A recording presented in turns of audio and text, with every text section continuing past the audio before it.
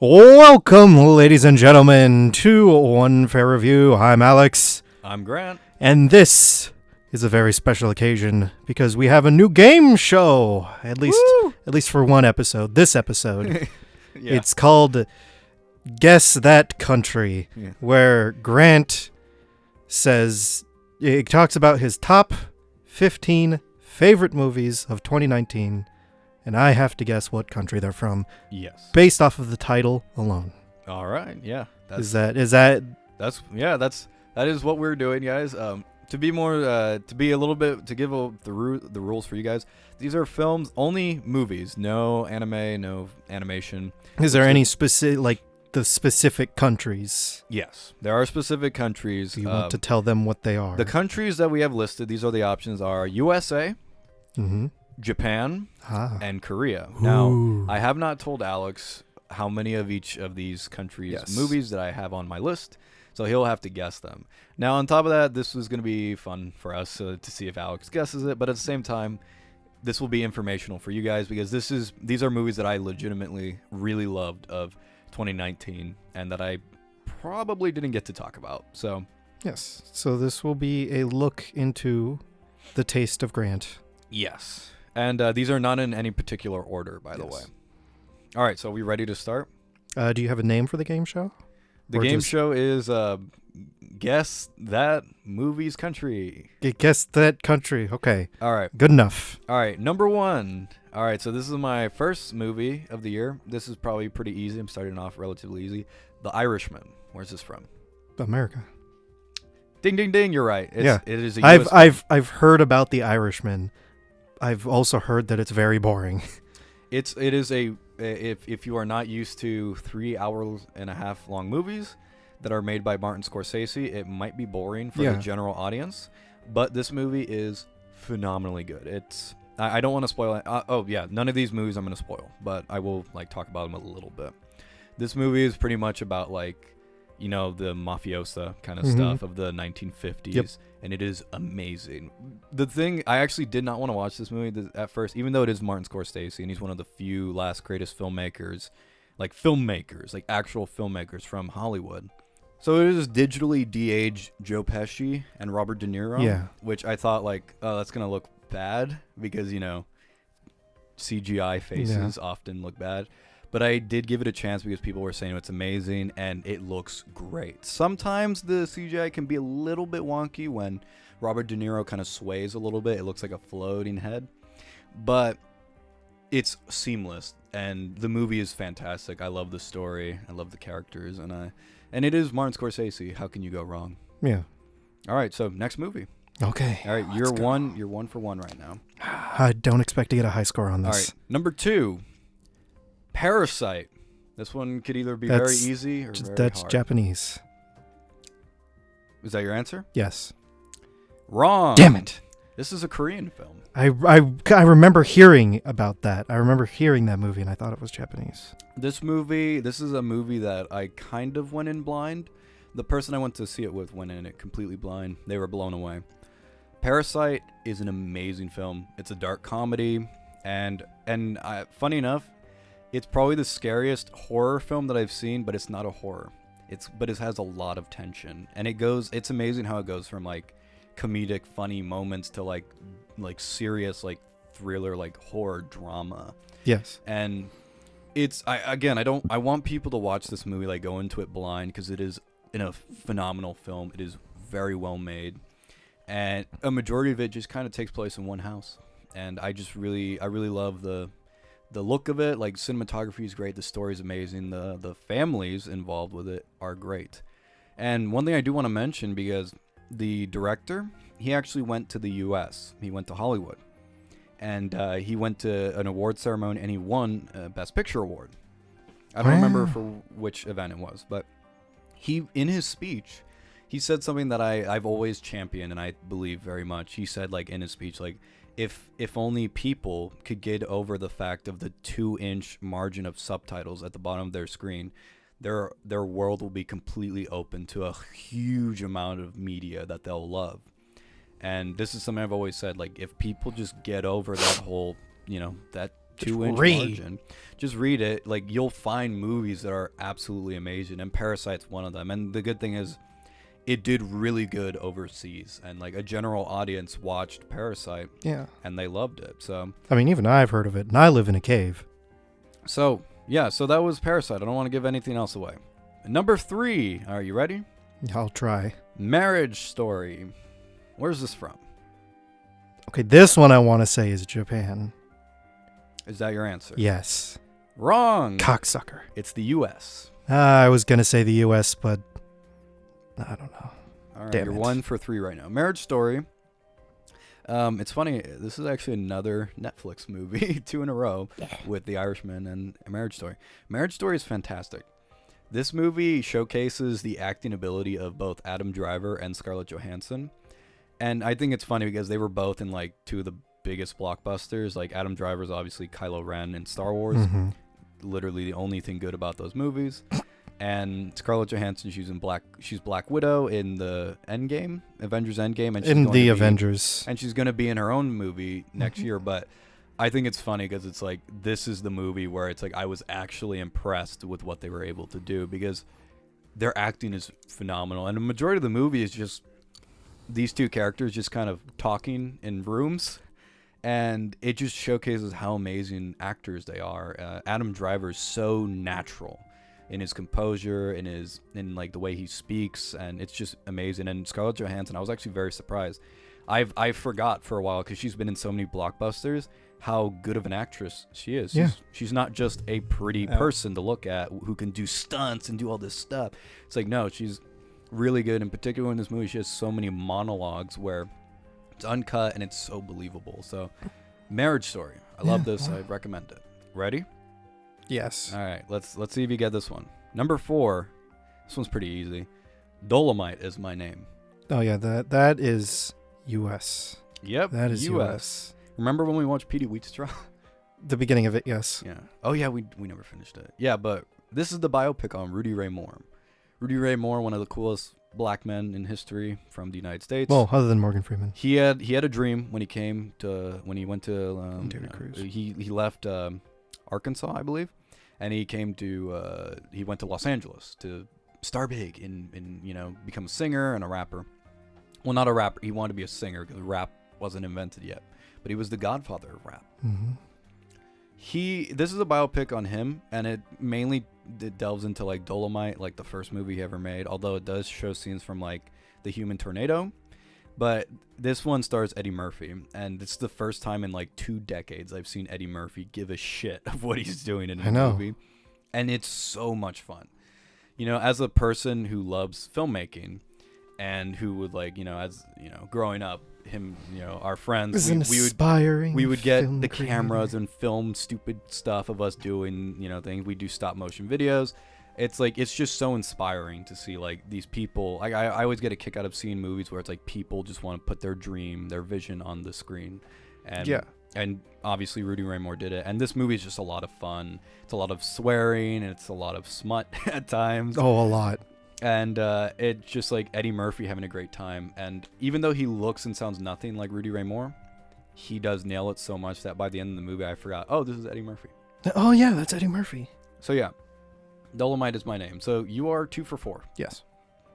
Next one, number 5. I don't know how you're going to get this one. I don't know if you're going to get it.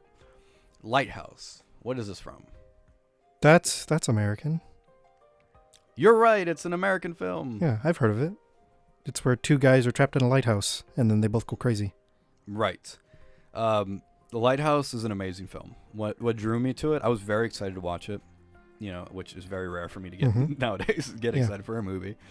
But Lighthouse, what drew me to it is the light. Honestly, how it was shot. It was shot like a 1930s, 1940s type film. Yeah.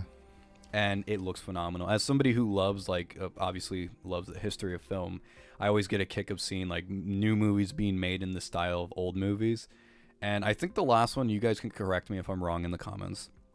The last one I remember was The Artist from 2011, which was made in the style of a 1920s silent film. And it's a movie that's completely silent, and it's black and white, and a majority of it's told through just like visuals and music, and it's like the glamour of Broadway in New York, and an aspiring actress, and like this one very famous actor, and they kind of, it's a great film. It's one of my favorites of that year, and in general. Yeah. So like, Lighthouse kind of reminded me of that, like recreating the magic of old filmmaking, and I really like what it's like, because isn't it based like on a supposed true story? yes, it is. Yeah. I really like that story of like the guys were supposed to be switched out on shifts, but the storm kept them both inside, and yeah, they drive each other crazy, and then well, just they get cabin fever basically. Right. So Lighthouse, I was excited to watch this movie, and obviously I watched it, and I love it. Yes. Willem Dafoe is actually in it, and he plays an amazing role. Beautiful, amazing performance. Yeah. So that is number 5. All right. Yes. Number 6. You're 3 for 5. Number 6. Oh, this one's too hard. I don't know if you're gonna get it. Once Upon a Time in Hollywood. What is this from? Oh, fuck. Korea. No, it's Damn it. It's actually an Indian film made out of Bollywood. Hey, you lied to me. I'm kidding. It's U.S. Of course. Quentin Tarantino. Man. Yes. Ooh, God. Of I love course. Quentin Tarantino. He's again, like Martin Scorsese, one of the last few great filmmakers of Hollywood. Man, was I waiting for this movie for so long. It's amazing. Again, don't want to spoil, but it does have that late 1960s, early 1970s charm, and it of course glorifies Hollywood from that time. But of course, it's Tarantino, it's exaggerated, and it's a parody. So even to the point where some weirdos got mad about it, but Tarantino, rightfully so, said, "Fuck off." Hey, shut up. And he won awards for it. So I love this film. I think it's great. Leo is great in it. DiCaprio? Yeah, DiCaprio. And then, of course, Brad Pitt. Oh, my God. The two head honchos. Mm-hmm. Oh, they do great roles, but, like, this one was, like, in particular was really good. And they then should date. And then, I'm forgetting her name right now. Oh, shoot. The girl who played Harley Quinn. Margot Robbie. There we go. Margot Robbie was also in it, and I actually really love her as an actress too. I can't wait for her movie Birds of Prey, where she's going to be Harley Quinn again. Looks really interesting. Yeah. I hope they fight off CG birds with a hanger. Yeah, man could hope. All right, so what are you? You are 4 for 6. I suppose. Okay. Doing pretty good so far. Number 7. This one could either be this one should be easy. It's a toss up. You ready? I'll try. Number 7. Fly Me to Saitama. That's Japanese. Yeah, of course. Okay. It's very obvious. Yeah. Gee, I wonder. Fly Me to Saitama. This is a great film. Unfortunately, I do think, I'll explain it for people who don't understand. Saitama is the city. It borders right next to Tokyo. And for years, there's this kind of stereotype nowadays where it's like, for years, kind of people from Tokyo look down upon people from Saitama as if they're lessers. It's kind of an American equivalent would be like New York and Jersey, actually. That's what I was Mainly Jersey. Mainly Jersey, like New York and Jersey. And so this movie takes that idea, like that stupid stereotype idea, and blows it up. To a proportion, to the nth degree. It's a great comedy. The movie is, I don't even want to talk about it that much. It's just hilarious. It's really funny. And I think like if once you get over that whole, like, if what I just described, that little insight, once you know about that, it's even more funny just to see like how blown out of proportion they go. Yeah, I mean, when you see it without knowing that, it seems kind of offensive. You probably wouldn't even understand. Like, most people who aren't Japanese, for sure, like, not even Asian, if you're not Japanese, you probably wouldn't even know about this kind of rivalry. But with knowing it, you will be able to understand it pretty well. All right. So, fly. Oh, I'm sorry. All right. So, Fly Me to Saitama. That was number 7. All right. So you are 5 for 7. Number 8. Alex, what is First Love? Where's it from? Your heart. That may be true, yes, but where's the movie First Love from? First Love. Well, I mean, we haven't had a Korean movie in a while, so I'm going to say Korean. You're going to say Korean? Yeah. Wrong. Oh, It is a Japanese film. poor Korea. Yeah, poor Korea. Not Yeah, many. First Love. This is a funny movie. I mean, it's not funny at all. Actually, it's not a comedy. This is a movie from Miike Takashi. Takeshi. No, I was thinking of Kitano. Miike Takashi. He is one of Japan's biggest directors. Now, oddly enough, I think out of all the directors I've heard about in my life, I've probably seen the most movies from Miike Takashi, just because he's made so many movies like across the years, and his movies are always batshit insane. Always and First Love is and I kind of almost didn't want to watch First Love because I read the synopsis. It's a Yakuza movie, and I'm like, okay. Like I don't mind one of these movies. I don't mind Yakuza movies, but I've seen so many at this point. Like every year, Japan keeps putting out more Yakuza movies. So at first, I didn't want to watch it. Plus, I know it's Miike Takashi. He likes to go overboard with his disturbing visuals and stuff. So I was like, I don't want to see an unpleasant movie. I don't want to be uncomfortable through the whole fucking. But I watched it, and listen, it's no Ichi the Killer, thank God. I can't watch that movie again. But it is more insane gore, insane disturbing stuff that he does. Body horror. A lot of body horror, a lot of disturbing concepts, and of course it is the Yakuza. And ironically, it has nothing to do with love, and it's not a romance. It's their love of blood and violence. I actually I looked up why it was called First Love, and in an interview they asked Mr. Miike-san. They asked him, Miike-san. What the fuck is up? What is wrong with this? No, they were like, why did you name the movie First Love if it's not a romance? And he said, to make more money. Wow. Gotta respect the man. I mean, you gotta expect a grind, but wow. Yeah, so Miike Takashi, excuse me. For those of you who don't know him, he makes a lot of movies every year, and a majority of them are always very unpleasant films. They are not for the faint of heart or the weak of gut. Yeah, and it's generally it's not. They're never people pleasers. They're there to be shocking. They're there to be. They're there that when it's over, the theater gets emptied out. Yeah, immediately. So yeah. First Love is a great movie, though. It is great. I don't want to spoil it, of course, but yeah, it is. For those of you who do know him, you're not going into Ichi the Killer, I promise you. Think more Dead Alive. All right, next one, Alex, number 9. Joker. Oh, fuck. Can I get a hint? It has nothing to do with Persona. America. Yes. Okay. Yes, this is an American film. Persona. Joker. Joker, have you seen Joker yet? I've heard about it, but the first impression that I got from it was pretty much after the movie came out and all the memes, and I kind of just thought it was like a... to me, it was cringy. It seemed like that whole I'm 14 and this is deep kind of thing. We live in a society where people with mental problems don't get the treatment that they deserve, that they need, and then they go crazy. And I'm just like, Well, okay. I'm going to chalk that up to the internet. Yeah, I mean, I blame that on the internet. I mean, I have a friend that has seen it, and he says he fucking loves it, so I'll go with him on that. Joker is phenomenal. Yeah.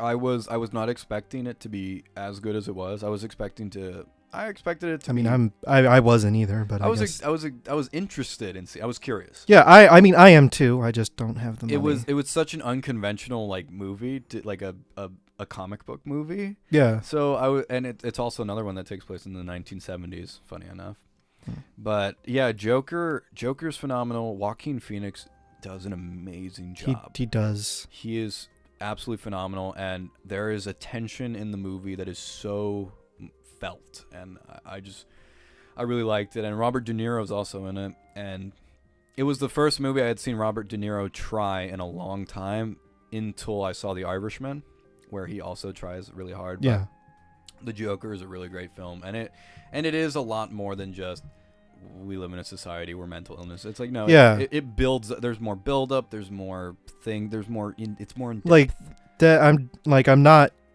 giving my definitive opinion on the movie. It's just based on the information that I was provided from the sources that I was on. That is what I got from that movie. But I will see it eventually. Yeah. So and then I will come back with a new opinion. So that is the Joker. Yes. I don't want to say anything more about it. We live in a society. Number 10. All right. So how much are we actually? Are you 6 for 9? Sure. Number 10, 1917. That's America. Technically, it's the United States and UK production. Well, yeah, because most of the actors there are British. Because it focuses in the British military. Yes. During World War One. 19, yeah. And okay, so 1917. You know what drew me to this movie? I really wanted to see that movie. It just looked so interesting. I say the scene because I just watched the trailer. I'd say the scene that made me want to watch the movie the most is when they're in like those tunnels, and he finds that picture, and then all of a sudden just a huge cave in or whatever. Oh yeah, I know that. That I wanted to watch the movie strictly based on that. The whole movie is one shot. Damn. No cuts. I mean, like obviously it's like they obviously like obstruct the view, so then it's like a hidden cut. Yeah. But for the most part, it's off screen. You're watching the movie all just in one shot. Like the camera is just following them and going around them as they go on their journey.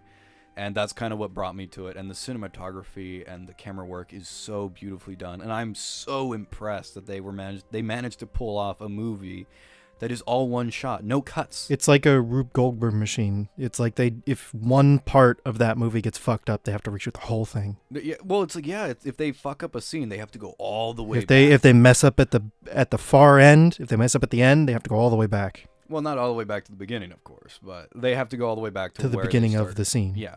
And usually that's already a pain in the ass when you have to do that. I've done that before where it's like, I've done that before where it's like you shoot a scene and you're like, it's like kind of long and then somebody fucks up and it's like, well, we got to reshoot it. Okay. Well, cool. Okay. Great. Awesome. We have set to do up that everything, all over again.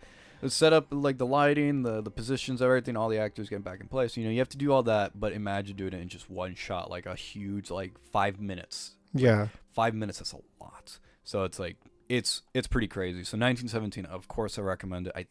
I think people could still see it in theaters. I'm not too sure, but it's amazing. I'm pretty sure you can. It didn't come out not too long ago. Yeah. So next movie. Okay. All right. You're 7 for 10. Doing pretty good. Number 11, The Flowers of Evil. I want to say that's Japanese. Is that your answer? Yes. Yes. Okay. It's a Japanese film, and probably the one that will make the less sense. On the least amount of sense. This is a manga adaptation, and it's a coming-of-age story, but with a very dark twist. He's a woman, and I love it. It's really good. It's a really great movie. The direction was great. The acting's phenomenal, and personally, I have a bias with this one because I do love coming of age stories, and especially those that have a twist. You know, I always like that. It's kind of like the stuff in Shazam, for instance. I like Shazam. It's like kind of a coming of age story. So I will admit I have a little bit of a bias because maybe The Flowers of Evil isn't that great, but I do really like the movie, and I mean that's all I have to say. I'm not going to spoil it, of course. Go watch it for yourself. Number 12, One Cut of the Dead. I want to say that's Korean. Wrong, it's Japanese. Yep. So you're 8 for 12. Close enough. One Cut of the Dead is kind of like Dolomite, where it's a movie where it's people trying to make a film, but with a big twist. And I'm not going to spoil this movie at all. I'm not even going to continue talking about it. I'm just going to say, people, watch this film. It's a very small indie film, actually, from Japan. It's made with just a couple people in the countryside, really. Like, imagine just like people just like from nowhere, just like, let's some make town a movie. folk. Hey, let's just make a movie. It's got a lot of charm to it. It's got a lot of that whole like, we're filmmakers, let's make this kind of stuff. And And I really, of course, I love that stuff. But One Cut of the Dead, it's got an interesting twist to it. It's really fun. It's funny. It's really great. Moving on. All right, Alex, you're 8 for 12. Do you feel confident that No. you could get these next 3 right? Not entirely, but I'll try my best. I think you can. Honestly, I think you can get these next 3 right, all right? Okay, And I'm if ready you to do- crush all expectations. And if you do, you will win. What do I win? A free meal. No, I'm kidding. Oh. You'll win something. I'll say it at the end. If you do. All right, so you need to get these last 3 right. Number 13, Us. That's America. Yep. You got it right. I remember that. Us. I think I talked about it for a long time. Yeah, you did. You said it was one of the best horror movies you've seen in a long time. Oh yeah, I love Us. Us. It's The really- movie, not us. Yeah, I'm we're pretty cool too, but I'm talking about the movie. Yeah. It's It's- kind of like the movie It. It has that Yeah. that stipulation. Where it's just like I love it, and it's like What's what? it? And it's like oh whatever. It's like, oh, shut up. But yeah, Us. It's a great film. I think this is one of those movies where you have to go into it, turn off your brain, just don't think about it Get some snacks, because eat them, and then go view the movie. it doesn't make any sense. It doesn't. It doesn't. The plot doesn't, like, the whole idea of it doesn't make sense. But the thing is, it's not supposed to. This is like Jordan Peele directed this. He loves Twilight, like the old. Oh Twilight yeah, series. from Key and Peele. He loves like the old Twilight series. Yeah, like, and And he does his own TV show. oh from yeah, the that's Twilight right. Zone. He does the Twilight series Yeah. now. Yeah, I forgot about that. Yeah, so he loves this stuff. So when you watch Us, it makes more sense because it's ridiculous, but it's really good. It's a lot of tension. It's got great things in it. And again, not gonna spoil it. Mm-hmm. All right, next one. This is gonna be pretty hard. Number 14. Alex, I feel bad for you. Samurai Marathon. What is this? Samurai Marathon? Yeah, what is this? Do you get it? Is it a Japanese sword? It is a Japanese sword. No, that's katana. Oh. No, but Wait, okay. I'm confused. What's the title of the movie? Samurai Marathon. Samurai Marathon. I want to say that's Japanese. Yep, it's Japanese. It's a Japanese film. Okay. This is I got really confused in that bit. oh yeah, the little bit that we did. Honestly, this is probably the worst movie I have on this list because it's truthfully it's not that great, but it's beautifully made. Mm. And from a cinematography and that kind of view, like camera, like Cinematic. camera work, it's gorgeous, and it really showcases like the beauty of Japan, like the non-urban side of Japan. Yeah. And obviously this takes place in like feudal Japan and stuff. Yeah. So like this is like back in the old days when Japan was not a technical giant. When they didn't, industrialize.